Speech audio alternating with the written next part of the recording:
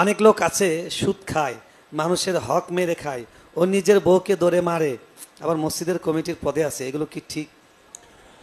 দেখুন, মসজিদের যারা দায়িত্ব পালন করবে, আল্লাহ তাআলা কোরআনে কারিমে তাদের 4টি বৈশিষ্ট্যের কথা বলেছেন। 4টি বৈশিষ্ট্যের মানুষরা মসজিদের দায়িত্ব পালন করবে। আল্লাহ বলেছেন, ইন্নামা ইয়া'মুরু মাসাজিদাল্লাহি মান আমানা বিল্লাহ ওয়াল ইয়াউমিল আখির।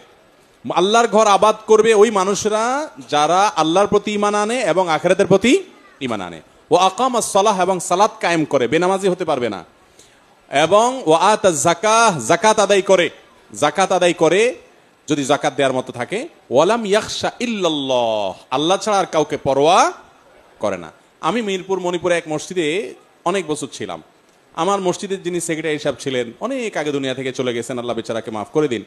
আমার নিয়োগের পর বলল, হুজুর, আমার ডাকে বললেন, হুজুর, আমি সাধারণ মানুষ, কোরআন হাদিস সম্পর্কে জানি না, এই মিম্বরে বসে কোরআন হাদিসের কথা আপনি বলবেন, আপনার বলার ক্ষেত্রে কেউ বাধা দিলে আমি বেঁচে থাকতে আমি বাধা দিব তার।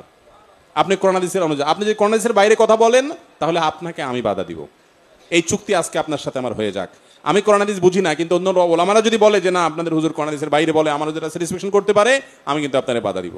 কিন্তু আপনি যতক্ষণ বলবেন সত্য কথা, কেউ বাধা দিতে পারবে না। আল্লাহর বান্দা যতদিন বেঁচে ছিলেন আমি খোলা গলায় মন খুলে কথা বলেছি, আলহামদুলিল্লাহ। তো এরকম মসজিদের দায়িত্বশীল আল্লাহর রহমতে অনেকেই আছেন।